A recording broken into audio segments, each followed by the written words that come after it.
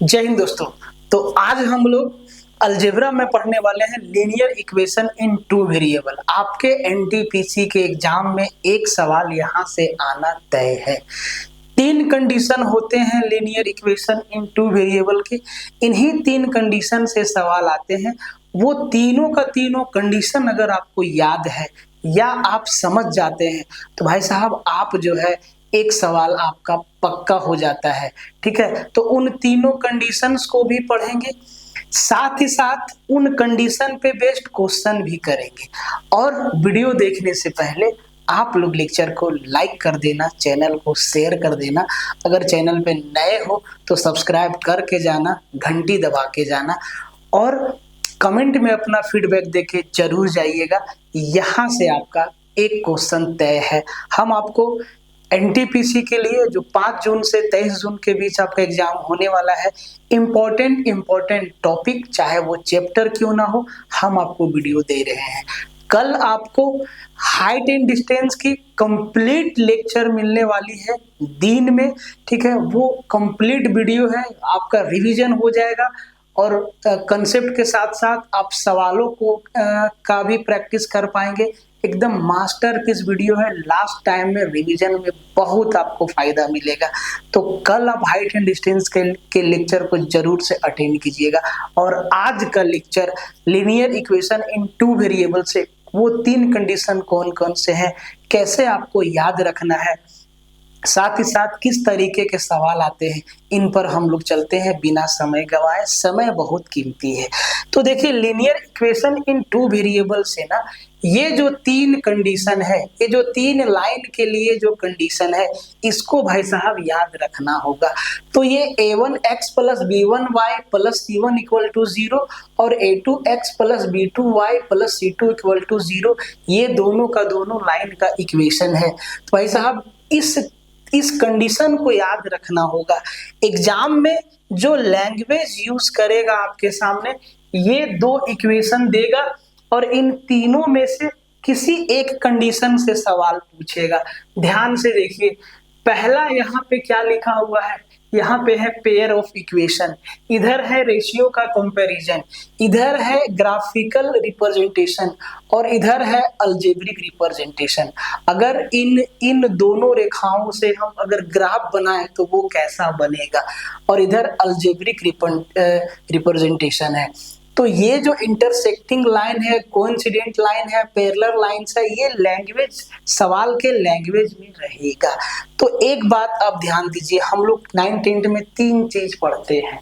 ठीक है, कि इन दो इक्वेशन का तो हो सकता है इसके अनंत हल हो सकता है इसका यूनिक सॉल्यूशन हो सकता है इसका कोई सॉल्यूशन ना हो। तो इस तीन कंडीशन को याद रखना है। तो देखिए, पहला कंडीशन को आप ध्यान से देखिए, जो आपका पहला वाला कंडीशन है, ये इसको जरा ध्यान से देखिए। इसमें a1x plus b1y plus c1 equal to 0 है, a2x plus b2y plus c2 equal to 0 है। कह रहा है कि अगर a1 upon a2 not equal to b1 upon b2 है, अगर ये कंडीशन आपके सामने आता है, इसका मतलब इस इक्वेशन का क्या होगा, यूनिक सॉल्यूशन होगा या सिर्फ और सिर्फ एक हल होगा। तो इसको कह सकता है कि सर एक हल होगा, ओनली वन सॉल्यूशन होगा। इस चीज को याद रखिएगा। ठीक है, एक हल होगा। और जब इनका एक हल होगा तो भाई साहब इसके दोनों लाइन एक दूसरे को एक पॉइंट पे इंटरसेक्ट करेंगे। इंटरसेक्टिंग लाइंस होगा, एक लाइन ऐसे है तो एक लाइन ऐसे है, एक पॉइंट पे इंटरसेक्ट कर रहे हैं, तो भाई साहब एक ही हल होगा, एक ही हल निकल के आएगा। पहला कंडीशन सवाल के साथ अभी आपको पूरा क्लियर हो जाएगा। ठीक है, टेंशन मत लीजिए। दूसरा है कोइंसिडेंट लाइन, या इसको संपाती रेखा भी बोलेगा हिंदी में, संपाती रेखा, या इसको डिपेंडेंट लाइन भी कहते हैं, संपाती रेखा। संपाती रेखा कहने का मतलब है कि एक रेखा पे ही दूसरी रेखा होगी। जैसे कि एक रेखा पे ही दूसरी रेखा होगी, कहने का मतलब ये है कि ये हमारा एक रेखा है और इसी पे हमारी दूसरी वाली लाइन भी होगी, मतलब दोनों लाइन एक दूसरे के ऊपर होगी। ये दोनों लाइन क्या है, एक दूसरे के ऊपर है। जब दोनों लाइन एक दूसरे के ऊपर होती है तो ये एक दूसरे को अनंत बिंदुओं पे टच करती है। अनंत बिंदुओं पे, ये बहुत सारे पॉइंट पे एक दूसरे को टच करती है, बहुत सारे पॉइंट पे एक दूसरे को टच करती है। ध्यान से समझिएगा, बहुत सारे पॉइंट पे एक दूसरे को टच करती है।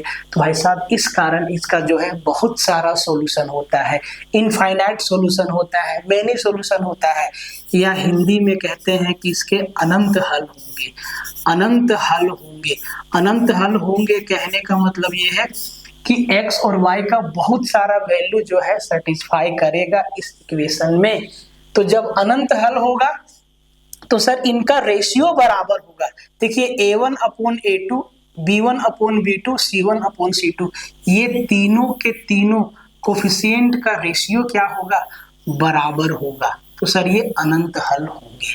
ठीक है। पैरेलल लाइन, समांतर रेखाएं, भाई साहब एक लाइन ऐसे जा रही है और दूसरी लाइन इसी रेखा के समांतर ऐसे निकल गई। तो बताइए दो पैरेलल लाइन कभी एक दूसरे को टच करेगी? बोले सर नहीं टच करेगी। जब एक दूसरे को टच ही नहीं करेगी तो भाई साहब इसका कोई हल नहीं होगा, नो सॉल्यूशन होगा, कोई हल नहीं होगा, कोई हल नहीं होगा, कोई हल नहीं होगा। नो सॉल्यूशन वाला केस यही है। ठीक है। तो जब नो सॉल्यूशन वाला केस होगा तब इनका रेशियो ध्यान से देखिए, a1 bye a2 upon b1 bye b2 तो होगा, लेकिन इन दोनों का अनुपात c1 बाय c2 के बराबर नहीं होगा। तो ये तीन कंडीशन याद रखिएगा। इंटरसेक्टिंग लाइन, प्रतिच्छेदित रेखाएं, जब दो लाइन एक दूसरे को एक पॉइंट पे इंटरसेक्ट करके निकल जाती है तो वैसे इक्वेशन का एक हल होगा, मतलब x और y का आप समझ लीजिए एक ही वैल्यू सेटिस्फाई करेगा इस कंडीशन को। ठीक है, जरा ध्यान से समझिएगा। अब देखिए आते हैं सवालों पे, एक बार ध्यान से इस पे आप लोग नजर डाल लीजिए, इस पूरे चीज को समझ लीजिए। देखिए ये टाइम रिवीजन का है, बहुत गहराई में नहीं जा सकते हैं, आप लोग रिवीजन कर लीजिए एक बार और इन सारे के सारे कंडीशन को समझ लीजिए। जब संपाती होगा मतलब एक रेखा पे दूसरी रेखा चढ़ी हुई होगी तो भाई साहब ये रेशियो आपस में बराबर होंगे। ठीक है। पैरेलल लाइन में नो सॉल्यूशन होता है। अब देखिए सवाल कैसा आता है, जरा ध्यान से देखिए। कहता है कि यदि समीकरण 2x प्लस 3y प्लस 11 बराबर 0, देख लीजिए 2x प्लस 3y प्लस 11 बराबर 0 और 6x प्लस ky, पहला सवाल है तो भाई साहब लिख के बता रहे हैं 33 बराबर 0। अब क्या इन इक्वेशन का तुलना हम इनसे नहीं कर सकते हैं? a1x plus b1y plus c1, जरा ध्यान से देखिए तो ये यही है ना, a1x plus b1y plus c1 बराबर 0। दूसरा है a2x plus b2y plus c2 बराबर 0। याद रखिएगा, हम बार बार कह रहे हैं, बहुत डीप में नहीं जाना है, रिवीजन पे ध्यान देना है। भाई साहब जरा ध्यान से देखिए, यही चीज है, हर एक सवाल में आपको यही चीज मिलेगा, तो इसको बार बार नहीं लिखेंगे।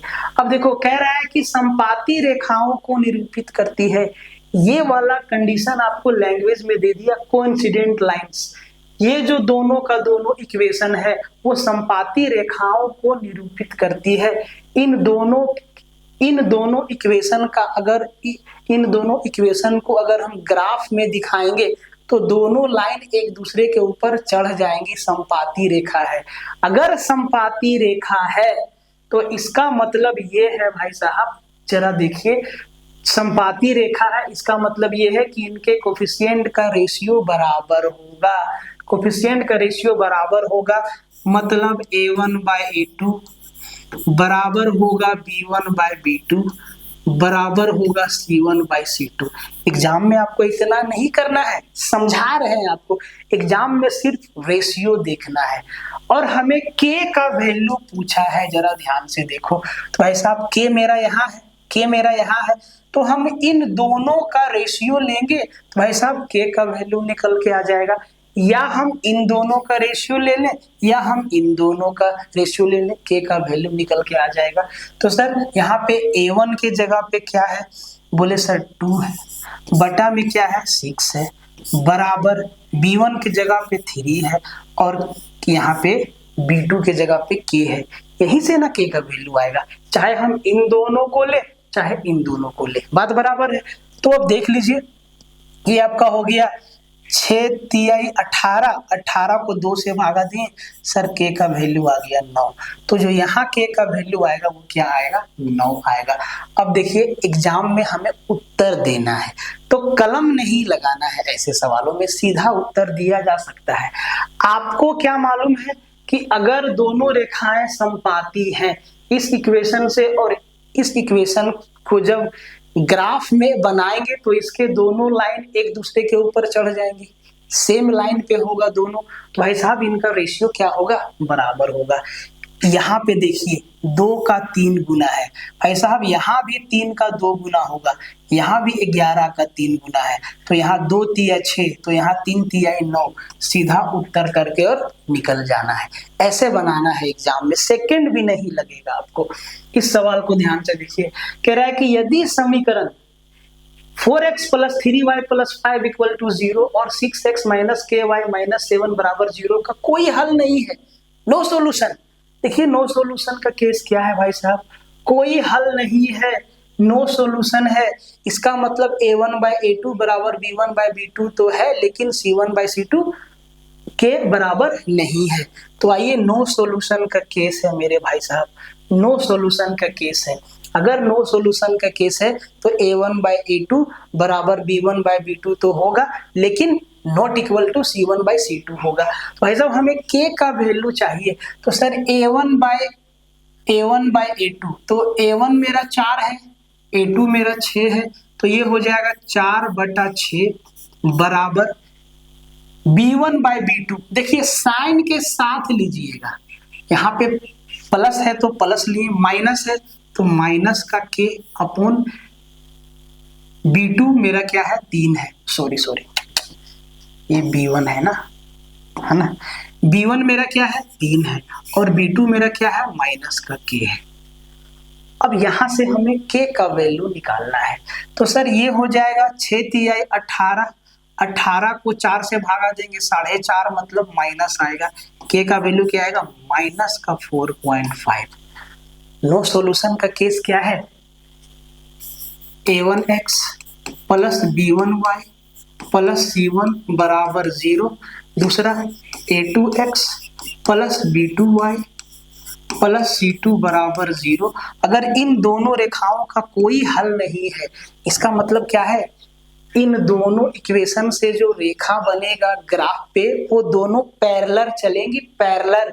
तो जब पैरेलल है तो भाई साहब कोई हल नहीं है, इसका मतलब इनका रेशियो A1/A2 = B1/B2 और नॉट इक्वल टू C1/C2 होगा।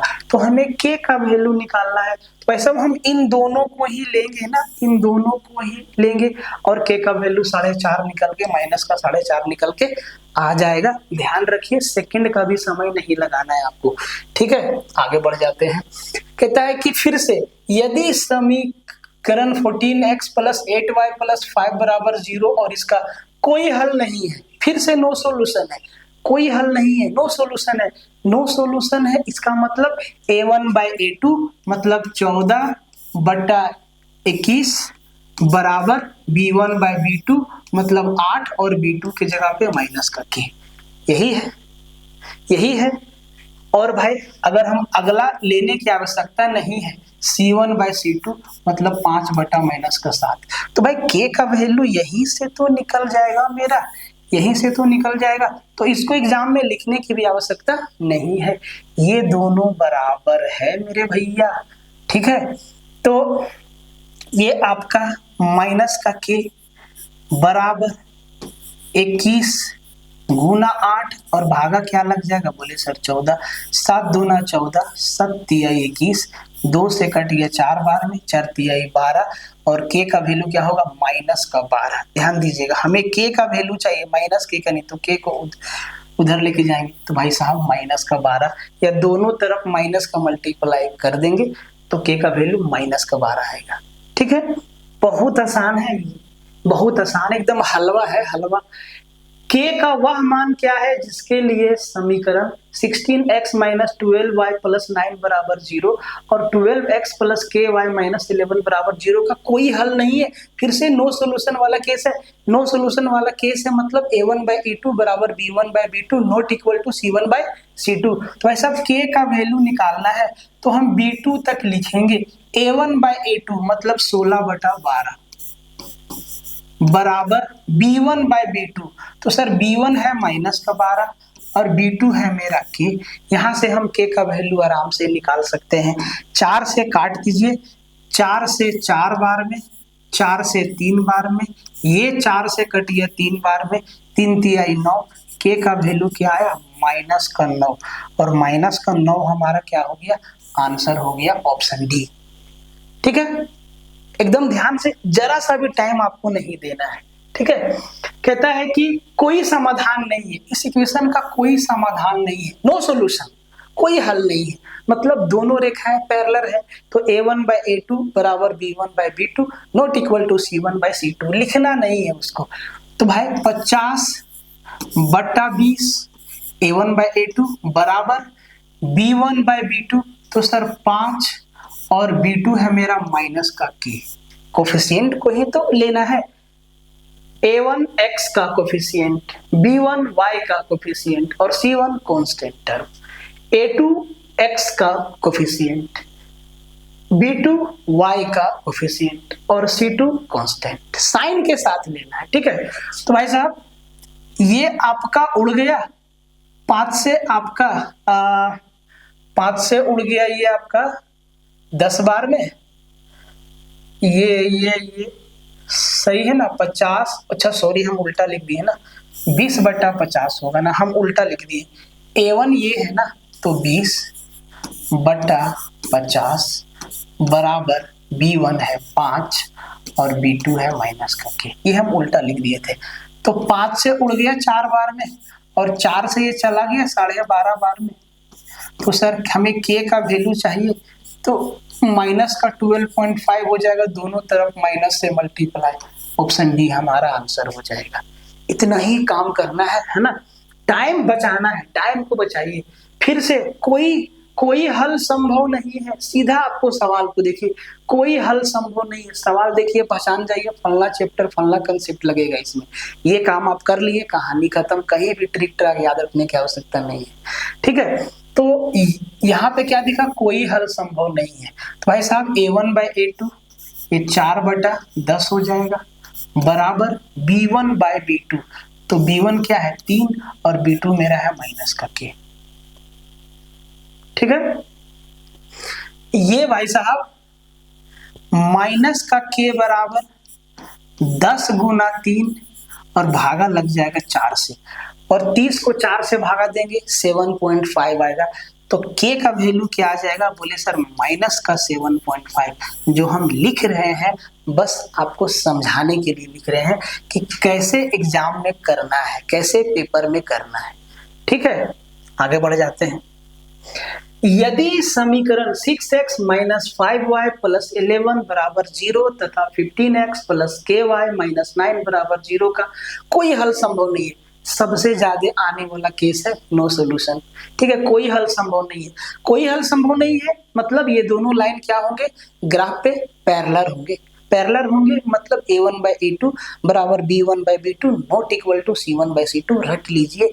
ठीक है, तो a1 बाई a2 सीधा लिखिए 6/15 बराबर b1 बाई b2, b1 है माइनस का 5 और b2 है k। तो सर k बराबर हम सीधा क्या लिखेंगे, 15×5 = 75, 15 गुना माइनस का 5 और भागा लगा देंगे 6 से। कितना हो जाएगा ये, तो सर ये हो जाएगा आपका 3 दूना 6 और 3 पचे 15, 5 पचे 25, 12.5, मतलब माइनस का 12.5 हो जाएगा के का वैल्यू। ठीक है, इसको सॉल्व करेंगे तो क्वेश्चन नंबर नेक्स्ट देखिए, कहता है कि रेखीय समीकरण 3x प्लस वाई बराबर 0 और px प्लस 2y बराबर 5 के जोड़े का कोई परिमित हल नहीं होगा, कोई हल नहीं होगा, नो सॉल्यूशन होगा। तो भाई साहब हमसे पूछा है कि p का वैल्यू क्या होगा, ठीक है, का कोई परिमित हल नहीं होगा। ऑप्शन में क्या बोला, p का वैल्यू क्या होगा, बड़ा ही सिंपल है, नो सॉल्यूशन का केस है। तो a1/a2, ये देखो ये इधर c वाला टर्म ना इधर लिखा है इधर लिखा है, तो उससे कोई फर्क पड़ने वाला नहीं है। तो ये a1/a2 3/p बराबर b1/b2, b1 मेरा यहाँ क्या है y के साथ 1 है और b2 मेरा क्या है 2 है। तो सर p बराबर कितना हो जाएगा, बोले सर 6 हो जाएगा, सीधा सीधा ऑप्शन बी हमारा आंसर हो जाएगा। p का वैल्यू क्या हो जाएगा, 6 हो जाएगा। सिंपल है, बहुत ही आसान है, बहुत ही आसान है। कह रहा है कि निम्नलिखित समीकरणों को हल करके x और y का मान ज्ञात कीजिए। और ऑप्शन देखो, x बराबर 4, y बराबर -16, b बराबर b में है x y का वैल्यू, c में ये है और d में बोला है कि इसके अनंत हल हो सकते हैं। जरा इक्वेशन को ध्यान से देखो, 9x प्लस 3y प्लस 12 बराबर 0, 18x प्लस 6y प्लस 24 बराबर 0। जरा ध्यान से आप देखिए, इनके रेशियो को देखिए, रेशियो को देखिए, 9 दूना 18, 3 दूना 6, 12 दूना 24। सर तीनों का रेशियो बराबर है, मतलब ये a1/a2 है बराबर b1/b2 है बराबर c1/c2 है। जरा ध्यान से देखो, 9/18 कितना 1/2 है, 3/6 मतलब कितना 1/2 है और 12/24 मतलब कितना, ये भी 1/2 है। तो सर सबका रेशियो तो बराबर है, बराबर है मतलब इसके अनंत हल होंगे, अनंत हल होंगे। ऑप्शन डी इसका आंसर हो जाएगा। सॉल्व भी नहीं करना है, रेशियो को देखना है, रेशियो को देखिए, ठीक है, सॉल्व नहीं करना है। 9 का 2 गुना 18, 3 का 2 गुना 6 और 12 का 2 गुना 24। तो ये 9/18 बराबर 3/6 बराबर 12/24, सबको काटेंगे तो 1/2 1/2 1/2 ही आएगा। तीनों रेशियो बराबर है, मतलब अनंत हल हो सकते हैं, मतलब दोनों रेखाएं एक दूसरे के ऊपर चढ़ी हुई है और ये एक दूसरे को अनंत बिंदुओं पे टच कर रही है। तो भाई साहब हल भी तो अनंत होगा, एक्स वाई का वैल्यू भी तो अनंत होगा, ठीक है। कहता है कि what is the number of solution of the pair of linear equation x plus 2y minus 8 बराबर 0 एंड 2x प्लस 4y बराबर 16। कहता है कि इसके हलों की संख्या क्या होगा, हलों की संख्या 1 होगा, 2 होगा, 0 होगा या अनंत हल हो सकते हैं। जरा इनके इक्वेशन को देखो, x प्लस 2y माइनस का 8 बराबर 0 और 2x प्लस 4y और 16 को इधर लाएंगे तो माइनस का 16 बराबर 0। अब जरा इनके रेशियो को ध्यान से देखो, यहाँ पे कुछ नहीं तो क्या है 1 है, यहाँ भी 2 गुना, यहाँ भी 2 गुना और यहाँ भी 2 गुना, मतलब इनका रेशियो क्या है, आपस में बराबर है। a1/a2 1/2 बराबर b1/b2 2/4, ये भी आपका 1/2 है बराबर c1/c2 माइनस का 8 बटा माइनस का 16। तो सर माइनस माइनस कट जाएगा, 8/16 मतलब 1/2 है। तो भाई साहब इसके अनंत हल होंगे, इसके अनंत हल होंगे। इस टाइप का सवाल जो है आपसे पूछा जाता है एग्जाम में, ठीक है। इस सवाल को देखिए, एक और आखिरी सवाल, ठीक है, आरपीएफ में पूछा हुआ सवाल, इसी टाइप का एनटीपीसी में आएगा सवाल। कहता है कि पी के किस मान के लिए निम्नलिखित समीकरणों का केवल एक ही हल होगा, केवल एक हल होगा, केवल एक हल होगा। तो भाई साहब अगर केवल एक हल होगा, इसका मतलब ये है कि a1/a2 बराबर नहीं है b1/b2 के, केवल एक हल होगा। जरा देखिए ध्यान से, ग्राफ पे आइए, जरा ग्राफ पे आइए ध्यान से, ये जो बताएं आपको इसका यूज देखिए, एक हल, ओनली वन सॉल्यूशन, या इसी को कहते हैं यूनिक सॉल्यूशन। इसका मतलब है कि दोनों लाइन एक दूसरे को एक पॉइंट पे इंटरसेक्ट कर रहे हैं, प्रतिच्छेद कर रहे हैं, मतलब a1/a2 not equal to b1/b2 होगा। तो भाई साहब यहाँ से हमें p का वैल्यू निकालना है ना, p का वैल्यू निकालना है। किधर गया सवाल, यहाँ से p का वैल्यू निकालना है। ठीक है, p का वैल्यू निकालना है भाई साहब। ये a1/a2 2/2 बराबर नहीं होगा b1/b2 3/p के। तो सर यहाँ से आप देखिए ध्यान से कि p के जगह पे क्या रख सकते हैं, p के जगह पे क्या रख सकते हैं हम, क्या सिर्फ 3 रख सकते हैं। p का एकमात्र वैल्यू, एकमात्र मान p है। अगर 3 रखेंगे तो ये ये भी 1 हो जाएगा, ये भी 1 हो जाएगा। तो सर ये तो गलत है ना, p के सभी मान हो सकते हैं, बहुत सारा वैल्यू यहाँ पे हम रख सकते हैं, बहुत सारा रख सकते हैं, मतलब 3 भी रख सकते हैं। तो भाई ये तो 1/1 बराबर 1 हो जाएगा। The value of p is any number other than 3। p के जगह पे कोई भी मान ले सकते हैं 3 के अतिरिक्त। जी हाँ, अगर p का वैल्यू यहाँ 3 ना ले, इधर तो मेरा 1 आ गया, और सर p के जगह पे हम कुछ भी रख दे, मान लीजिए 4 रख दे, तब भी ये बराबर नहीं होगा। हम यहाँ पर 5 रख दे, तब भी ये बराबर नहीं होगा। तो 3 के अलावा हम p का कोई भी वैल्यू रख सकते हैं, ठीक है, तब जाके ये कंडीशन को फॉलो करेगा। तो देखिए कितना टाइप का सवाल पूछा जाता है, बहुत ही आसान है, बहुत ही आसान है।